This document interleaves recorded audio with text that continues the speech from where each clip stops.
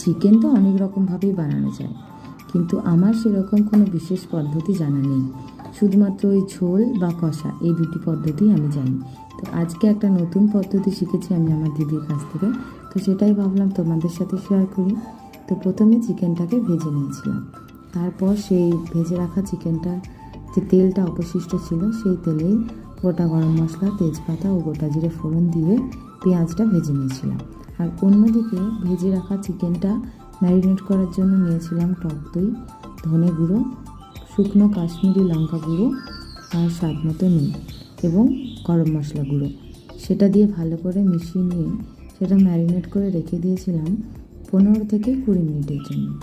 হাতে সময় থাকলে এটা আধ ঘন্টা থেকে 40 মিনিট ম্যারিনেট করেও রাখা যায়।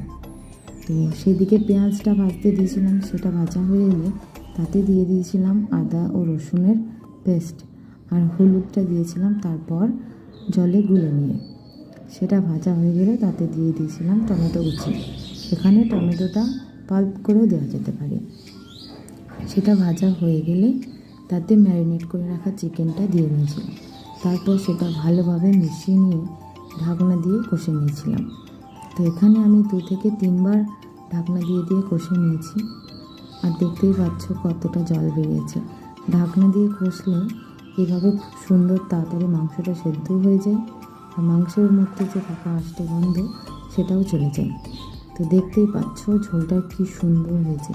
আর এইভাবে চিকেনটা করলে একটা উপকারিতা পাওয়া যায়, সেটা হলো চিকেনটা খুবই নরম হয়।